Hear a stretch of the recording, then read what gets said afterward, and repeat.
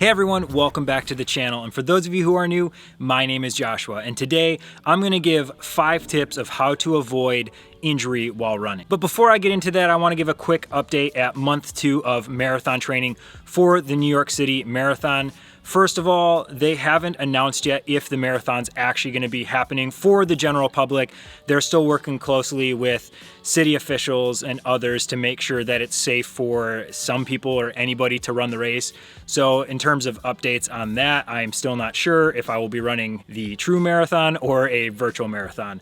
Also, for the month of March, I ended up with 103.9 miles for the month of March over 31 runs. This was partly due to the fact that I was actually dealing with an injury for the first 2 weeks of the month, which meant I barely ran any miles at all for my run streak, and then had to make a bunch in the last half of the month. So the injury is what led me to making this video of 5 things to help avoid injuries. All right, so tip number 1 to avoid injuries while running is to warm up prior to running. You don't really need to focus on stretching, but you do want to make sure that your body is warm, you have a good blood flow going, and none of your muscles are really tight or tense, because that can cause injury if you continue to run without really warming up prior to running. Some simple warm-ups would just be either running in place, high knees, doing a quick little jog, maybe up and down your driveway, jumping jacks, push-ups, basically anything that can really get your blood pumping and get your muscles loose so that when you start your run,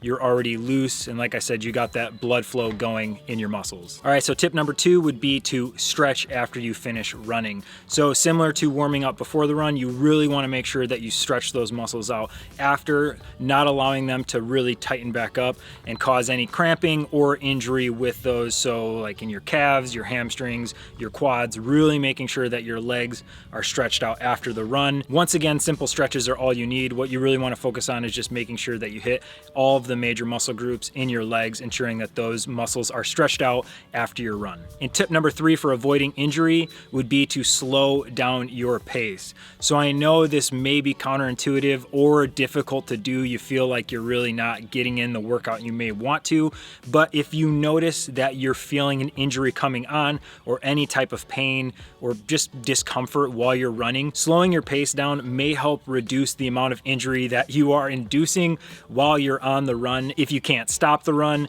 or you're just out in the middle of nowhere and you need to get back, by slowing down the pace, you can help reduce the impact that that injured area is taking while you're on your run. Tip number 4 is shorten your distance.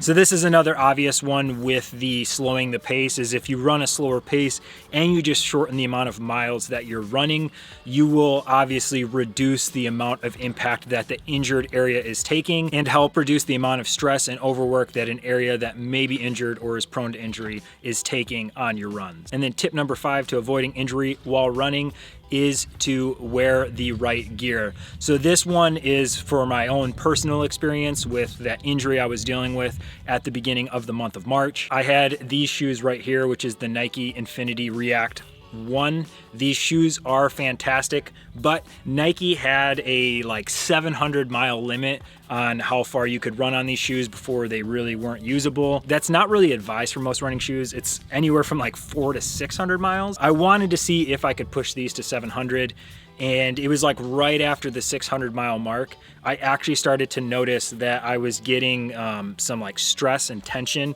on the arch of my foot, so on the inside of my foot. And I don't know if it was maybe my stride was pronating or something along those lines, but I did notice that my injury seemed to compound every time I wore these shoes specifically.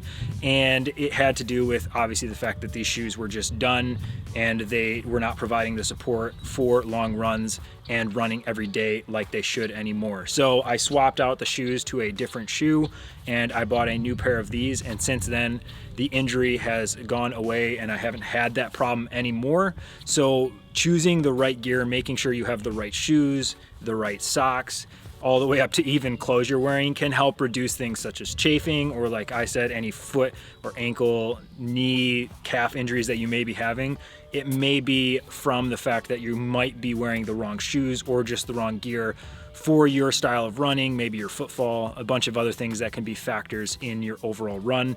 So ensuring you have the right gear is the best way to avoid injury. And one tip for suggestion with that, if you don't really know what the right gear is for you, go to a local running shop where you can have a running expert or a running salesperson basically help find the right shoe for you. They usually have treadmills that show heat maps of how your feet land when you're wearing a specific shoe, and they can help kind of notice any maybe inconsistencies or kind of uniqueness to the way your stride is and find the right shoe that works for you. So like I said, if you're not really sure what gear is good for you or where to start, go to a local running store and they'll be able to help you out. And that is it for my 5 tips on how to avoid injury while running. I hope you guys enjoyed this video, and if you found it helpful or informational at all, please don't forget to hit that like button, leave a comment letting me know if you have any tips on how to avoid injury, and as always, subscribe and hit that notification bell so you can get updates on when I'm uploading my next video. Thanks for watching.